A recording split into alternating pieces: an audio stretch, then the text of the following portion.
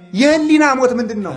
ቀቢጸ ተስፋ፣ ብቸኝነት፣ ብሶት፣ ኃጢአት፣ በህሊና መውጠት መውረድ፣ መታወክ፣ ሰላም ማጣት፣ እየበሉ መራብ፣ ለብሶ መብረድ፣ ከሰው መሃል ሆኖ ብቸኝነት፣ ተሹሞ ሽረት፣ ውርደት፣ ድካም፣ ምንም እርካታ ቢስ መሆን፣ ደስታን ማጣት፣ ስደተኛ መሆን፣ ከቤት ውስጥ ተቀምጦ መቅበዝበዝ፣ ሀገር ባለበት ከተማ መሃል ተቀምጦ ሰው ሁሉ ሙቶ አልቆ እኛ ብቻችን የቀረን እስኪመስለን ድረስ የብቸኝነት ስሜት መኖር፣ ምድር መጥበብ፣ የት ልሄድ ማሰኘት።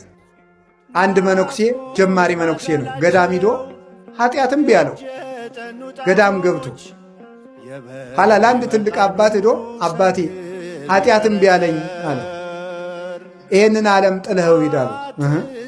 ዓለምን ትቼ ከገዳም መጣው፣ ከገዳምማ ደግሞ ወደ የት ልሄድ ብሎ መለሰ።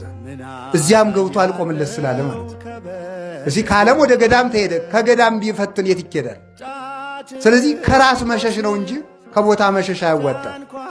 መሸሽ የሚባለው ከራስ ጠባይ ነው፣ ከራስ ልማድ ነው። ቦታችን እየለወጥን ብንቀመጥ ብቻችን ከጫካ መሃል አንገታችን አስረን ብንጸልይ ከጠባያችን ካልሸሸን ከቦታ ብንደበቅ ከከተማ ብንወጣ ፍጹም ሰላምን ልናገኛት አንችልም። ስለዚህ የእግዚአብሔር ቤተሰቦች የአዳም የባከነ ሀብቱ ንጽሕናው ሥጋውን ቆረሰበት፣ ሕሊናውን ገደለበት። ዛሬ አርፎ የሚተኛ ሰው አለ መሰላችሁ?